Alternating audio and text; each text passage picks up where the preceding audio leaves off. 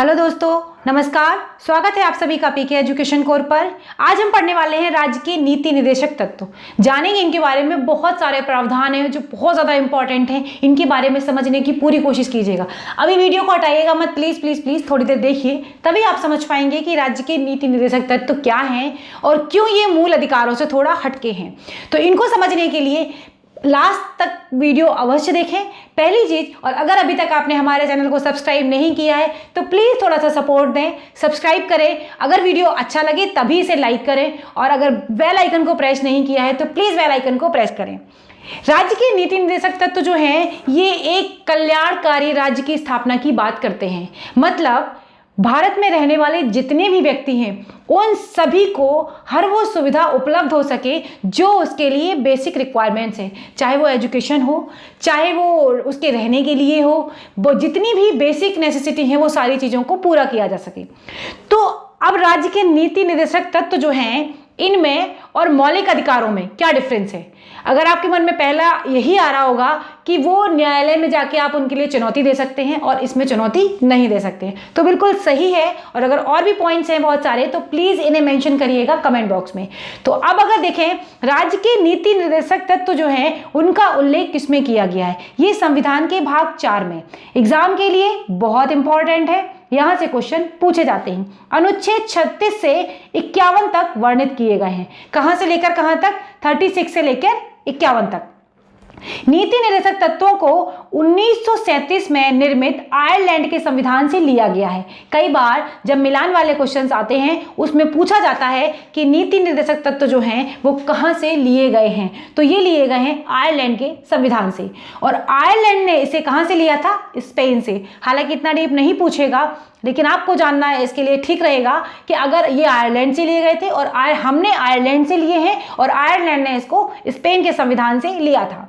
मूल अधिकारों के साथ निर्देशक तत्व संविधान की आत्मा एवं दर्शन है। जब संविधान सभा बनी उस समय पर इस बारे में जब डिस्कशन किया गया और बहुत सारी चीजें सामने आई तो कहा गया कि ठीक है, एक ऐसे हों कि जो विधिक मतलब जिनके लिए न्यायालय की व्यवस्था हो, और दूसरे ऐसे हों जो राज्य को कल्याणकारी मतलब की ओर ले जाते हों, ऐसे तत्व भी होना शामिल हैं। तो इसी के लिए राज्य के नीति निर्देशक तत्व इसमें लाए गए। संविधान सभा द्वारा इन सिद्धांतों को मूल अधिकार के रूप में दिया जाना तत्कालीन परिस्थितियों में संभव नहीं था।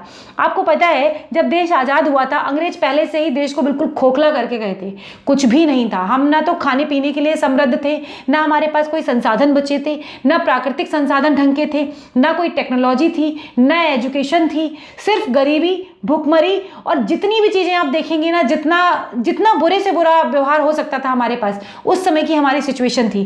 कोई लूट के चला गया इस तरीके से था, किसी के घर में चोरी हो गई या किसी का घर पूरा लुट गया है, तो हमारा देश उस टाइम पर ऐसे ही था।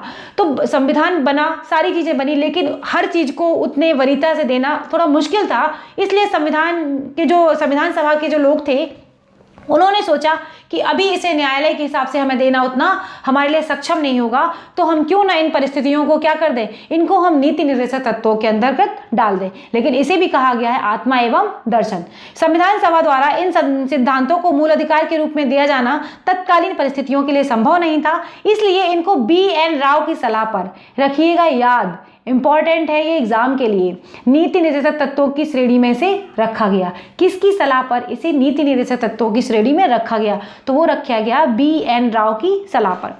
ग्रेनवेल ऑस्टिन के नीति निर्देशक तत्वों एवं अधिकारों को संविधान की मूल आत्मा कहा है। किसने संविधान की मूल आत्मा कहा है? ग्रेनवेल ऑस्टिन ने नीति निर्देशक तत्व जो हैं उनको मूल अधिकार, उनको कहा गया है कि ये जो है वो संविधान की मूल आत्मा है। इस तरीके से इसमें बोला गया है। अब इनकी थोड़ी सी विशेषताओं के बारे में भी जान लेते हैं। विशेषताएं देखिए क्या है। इनको लागू करने का दायित्व किसके ऊपर है? राज्य सरकार के ऊपर। जो नीति निर्देशक तत्व है इनको लागू कौन करेगा? राज्य सरकार लागू करेगी। जब भी कोई राज्य कानून का निर्माण करेगा, ऐसा नहीं कि कोई भी कानून बना देगा, लेकिन जब भी कोई कानून का निर्माण करेगा तो इन तत्वों को जो बताए गए हैं नीति निर्देशक तत्वों के अंतर्गत, इन्हें वो ध्यान रखेगा। क्या रखेगा? इनका ध्यान रखेगा कानून निर्माण के टाइम पर। अनुच्छेद 36 में राज्य को वही परिभाषित किया गया है जो आर्टिकल 12 में किया गया है। मूल अधिकारों में हमने इस आर्टिकल को समझा है। जिन लोगों को अगर थोड़ा सा डाउट है, मैं दोबारा भी पूरा एक वीडियो अच्छे से बना दूंगी आर्टिकल 12 पे। राज्य की परिभाषा उसमें पूरी दी गई है। तो इस बारे में कहा गया है कि अनुच्छेद 36 में वही कहा गया है जो आर्टिकल 12 में कहा गया है। यह भारत शासन अधिनियम 1935 में, किसमें? भारत शासन अधिनियम 1935 में उल्लिखित अनुदेशों के समान है। इसमें ब्रिटिश सरकार द्वारा गवर्नर जनरल और भारत की औपनिवेशिक कॉलोनियों को जारी किए जाते थे। ऐसे जो तत्व थे वो गवर्नर जनरल और भारत की औपनिवेशिक कॉलोनियां थी, उनको जारी किए जाते थे।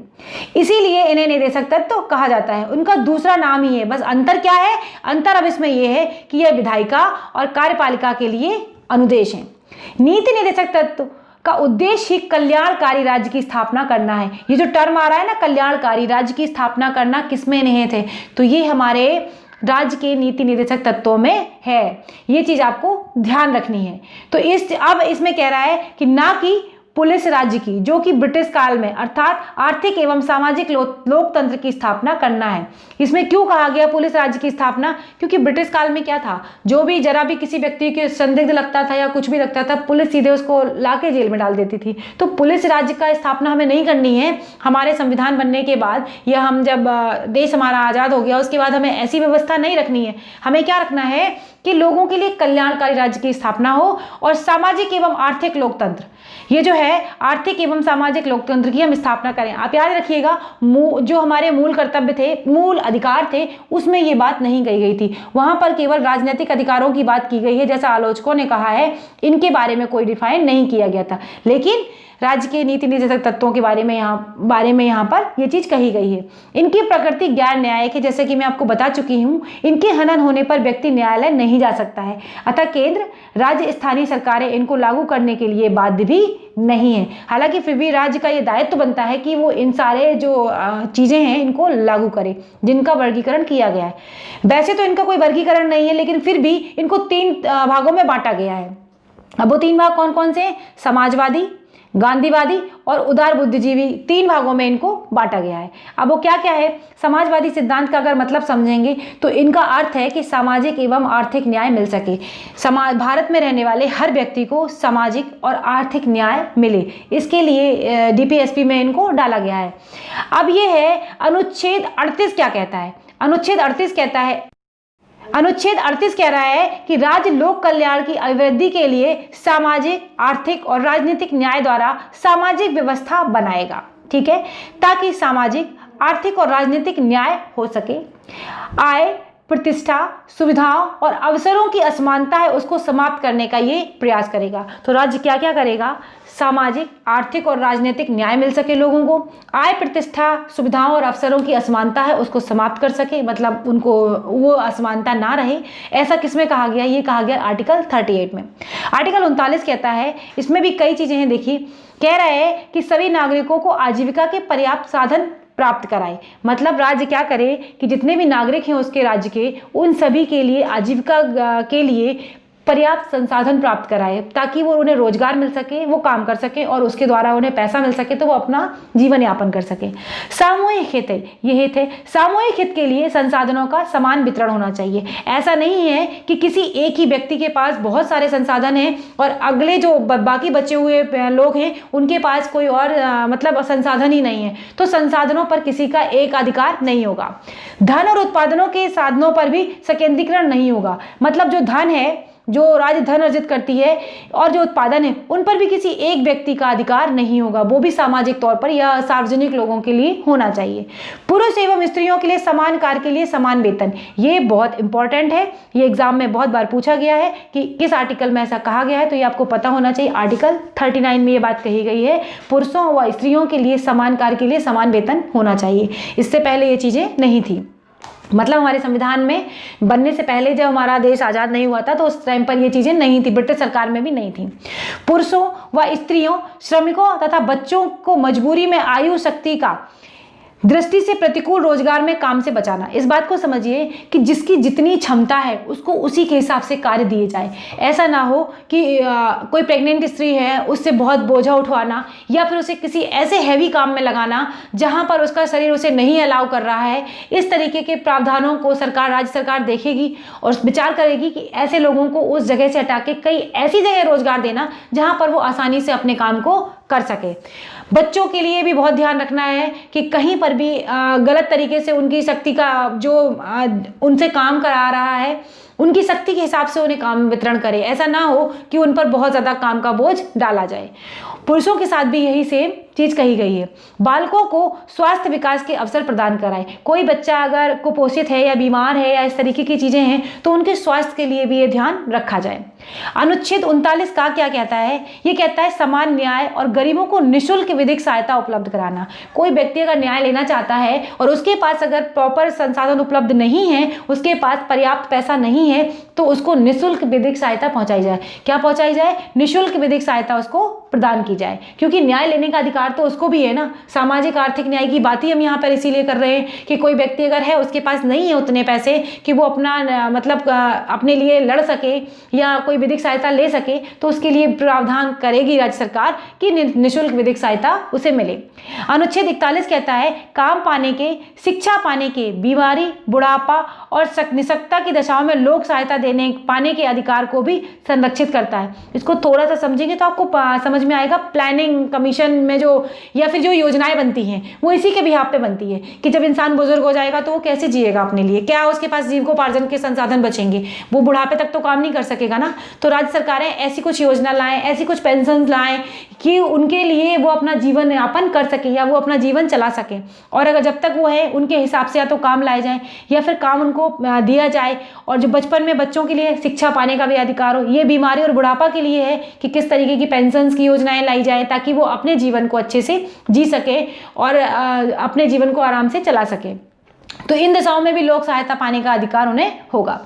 आर्टिकल 42 कहता है काम की न्यायगत संगत। और न्याय संगत का मतलब समझिए ना, ऐसा नहीं है कि किसी के साथ, जैसे ये मेला ढोने वाली जो प्रथा थी उसको समाप्त किया गया 2015 या 16 के लगभग, एग्जैक्टली मुझे याद नहीं है, लेकिन सोचिए ना कि कितनी गलत चीज़ थी ये। तो काम की जो न्याय संगत दशाएं भी हो, ऐसा नहीं हो कि कोई भी काम करवाना है चाहे वो किसी भी चीज़ से रिलेटेड हो, तो इसमें भी है। और मनोचित दशाएं तथा प्रसूति सहायता का उपबंध करना। अगर किसी महिला की डिलीवरी होनी है तो जो राज्य है वो उसको इस तरीके की सुविधा उपलब्ध कराए, चाहे वो गरीब हो चाहे वो अमीर हो महिला, उसको उस समय पर उचित इलाज मिल सके ताकि वो अपने जो उसका स्वास्थ्य है वो ठीक रहे। उन चीज़ों के लिए आर्टिकल 42 यहाँ पर ये प्रबंध करता है।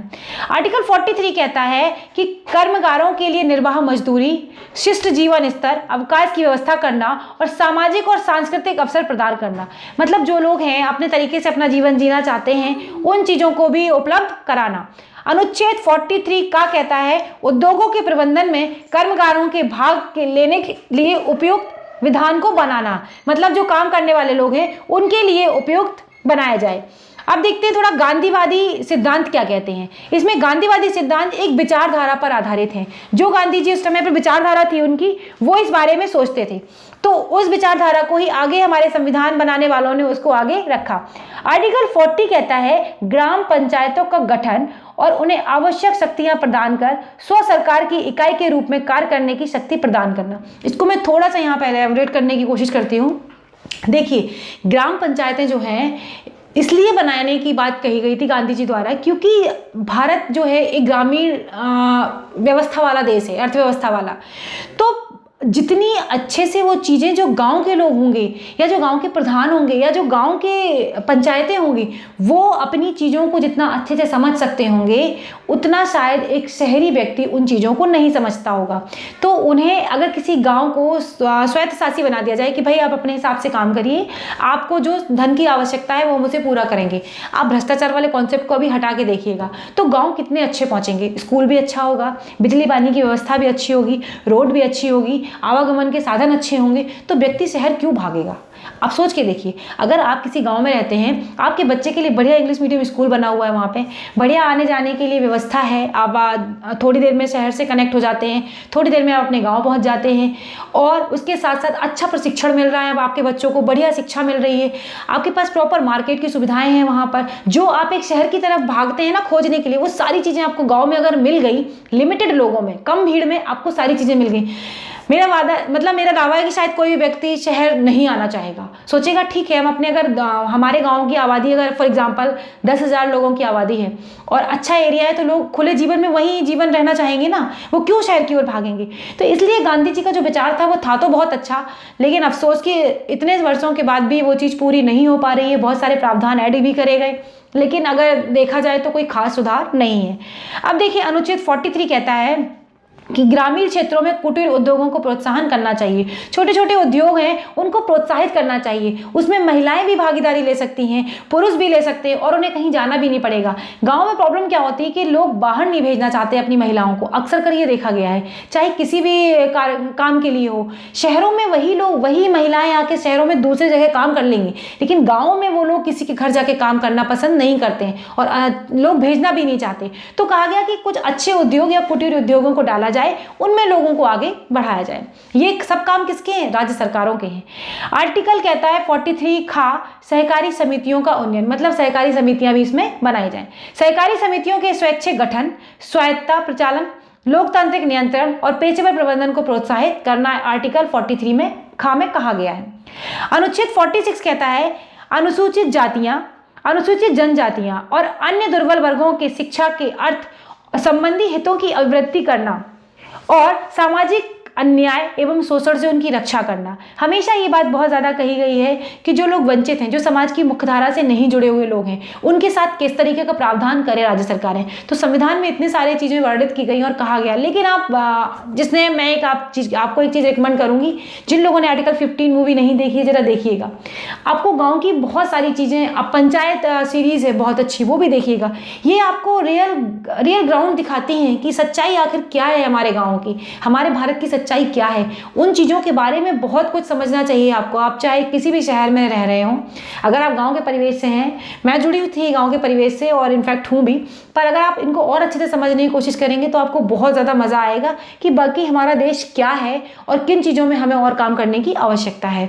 तो अनुसूचित जातियाँ, अनुसूचित जनजातियाँ, लोग इनके साथ बहुत गंदा व्यवहार करते हैं और कई जगह पर तो देखा गया ना, बहुत छुआछूत तक का बात अनटचेबिलिटी, जिसके लिए हमारा मूल अधिकार बनाए गए, और इनमें यह भी कहा गया कि आपको पनिश भी किया जाएगा अगर आप किसी के साथ ऐसा व्यवहार करते हैं तो।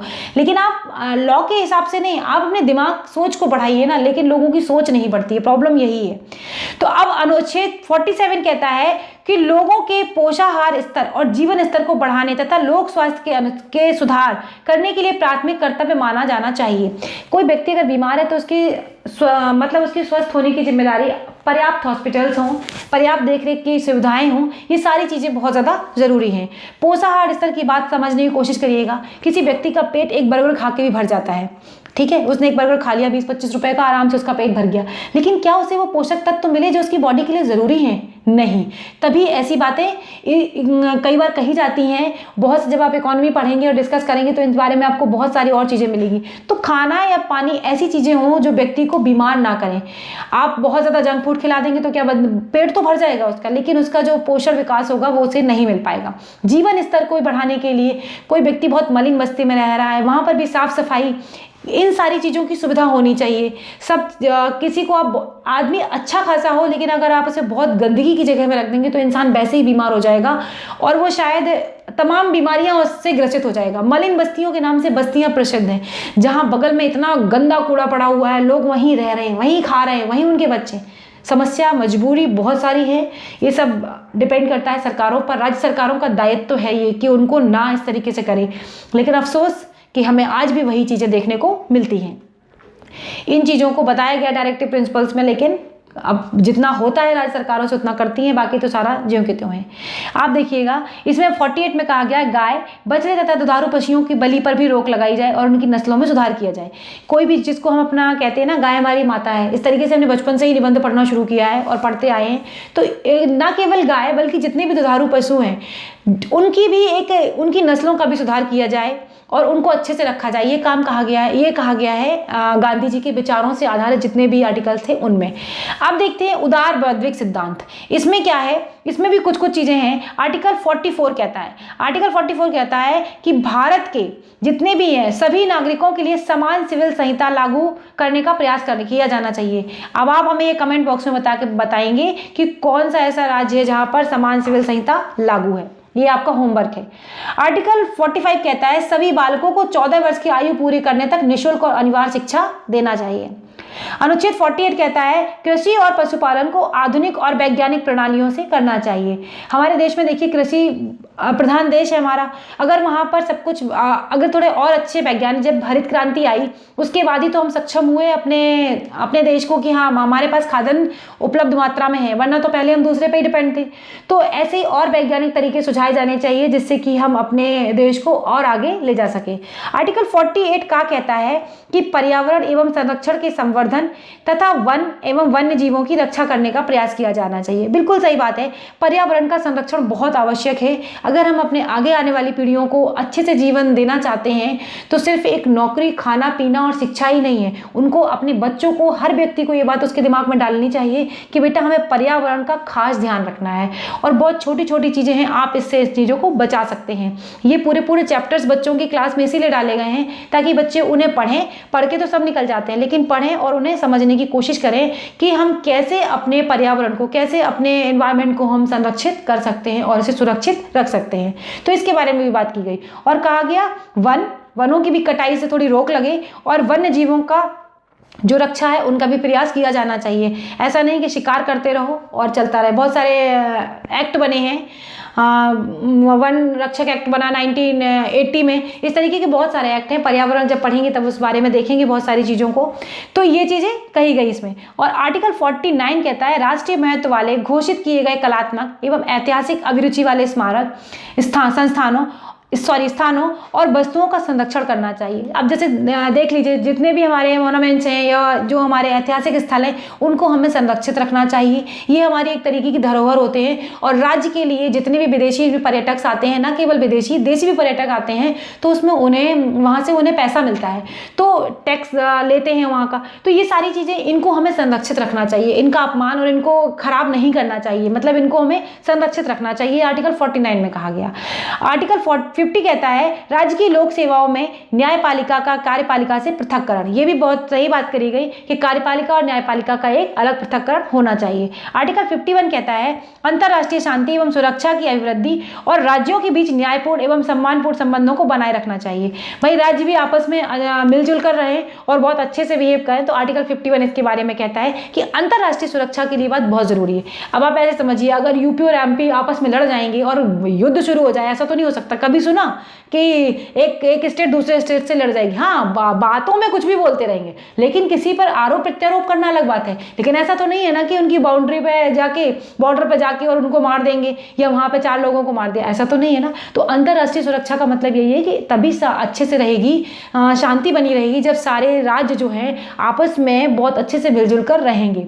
राजनीति के हिसाब से अलग चीजें हैं, पर आप अगर वैसे समझेंगे तो ये चीज बहुत ज्यादा महत्वपूर्ण है। नीति निर्देशक तत्वों के बारे में एक चीज और भी है।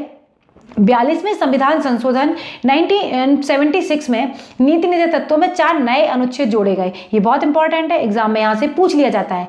39 का, 43 का, 48 का, इनको पढ़ हम चुके हैं और पीछे हम पूरा बता चुके हैं। 44वें संविधान संशोधन 1978 में नीति निर्देशक तत्वों द्वारा एक तत्व और जोड़ा गया, आर्टिकल 38। 86वें संविधान संशोधन में क्या हुआ, ये कई बार डिस्कस हो चुका है। 2002 में संविधान संशोधन हुआ और 45वें की विषय वस्तु को बदला गया, जिसमें प्राथमिक शिक्षा को अनुच्छेद 21 का के तहत मूल अधिकार बना दिया गया। मतलब 21A के तहत इसे एक मूल अधिकार बना दिया गया। 97वें संविधान संशोधन 2011 में अनुच्छेद 43B को जोड़ा गया। ये कई बार एग्जाम में ऐसे ऐसे पॉइंट्स पूछ लेता है। नीति निर्देशक तत्वों को न्यायोचित क्यों नहीं बनाया गया? अब मैं पहले भी इसके बारे में डिस्कस कर चुकी हूँ, एक बार फिर से बताते हैं। सीमित वित्तीय संसाधन थे, हमारे पास इतने पैसे नहीं थे उस टाइम पर, इतनी फैसिलिटीज नहीं थी कि हम हर संविधान में जो भी विरोध होगा उसके लिए हम न्यायालय जा सके। अननेसेसरी न्यायालय पे बोझ बढ़ता और हमारे पास वित्तीय संसाधन उपलब्ध नहीं थे। तो पहला कारण ये था। व्यापक विविधता और पिछड़ापन के कारण क्रियान्वयन में भी बाधक थे। लोग इतने ना तो एजुकेटेड थे, ना इतने समझदार थे, और इतना क्षेत्रीयवाद बढ़ रहा था, इतनी समस्याएं थी कि इसको इतना पिछड़ापन था। पिछड़ापन शब्द में ही सारी चीज़ें आ जाती हैं कि ना तो हम एजुकेटेड थे, ना हमारे पास प्रॉपर संसाधन थे, ना ही हम और किसी चीज़ के लिए सक्षम थे। तो इन चीज़ों को विधि के बारे में जानना कैसे, कोई बंदा पढ़ेगा तभी तो जानेगा ना, तो इसको लागू करना बहुत मुश्किल होता है। इसलिए क्रियान्वयन के लिए इसको यहीं पर रोक दिया गया, इसलिए इन्हें न्यायोचित नहीं बनाया गया। निदेशकों की आलोचना देखें क्या कहते हैं। इन्हें कोई कानूनी शक्ति नहीं है, सबसे बड़ी आलोचना इनकी यही होती है। दूसरी है तर्कहीन व्यवस्था है। मतलब अब जब कानून नहीं है तो तर्कहीन व्यवस्था ही रहेंगे। अगर आप लागू कर दिया तो कर दिया, राज्य अपने हिसाब से कोई भी डेफिनेशन दे देगा, आपको माननी पड़ेगी। रूढ़वादी इसलिए कहा गया क्योंकि जो ब्रिटिश काल में चल रहा था कि अपने गवर्नरों पे जो अनुदेश जारी किए जाते थे या कॉलोनियों पर, वही उठा के यहाँ पर ले लिए। संवैधानिक टकराव की भी बात करते हैं। तो ये बहुत सारे ऐसे फैक्टर्स हैं जो नीति निर्देशक तत्वों के लिए कहा जाता है कि नेगेटिव हैं, पर फिर भी एक कल्याणकारी राज्य की अवधारणा को तो प्रस्तुत करते हैं। अगर इसको वाकई ग्राउंड लेवल पर अगर लाया जाए तो आपने जितने भी तत्व पढ़े हैं कितने इंपॉर्टेंट हैं। लगता है कि किसी देश में मतलब प्रॉब्लम होगी, इनको पढ़ के तो लगता है कि प्रॉब्लम होगी ही नहीं कभी कहीं कुछ, लेकिन फिर भी जमीनी हकीकत को हम सब जानते हैं। तो ये था पूरा वीडियो जो मैंने आपके साथ डिस्कस किया। अगर आपको वीडियो अच्छा लगा है तो प्लीज़ एक लाइक करें, शेयर करें, और चैनल को अगर अभी तक सब्सक्राइब नहीं किया है तो चैनल को सब्सक्राइब करें। अगले वीडियो में फिर मुलाकात होगी, तब तक के लिए धन्यवाद दोस्तों। नमस्कार, जय हिंद।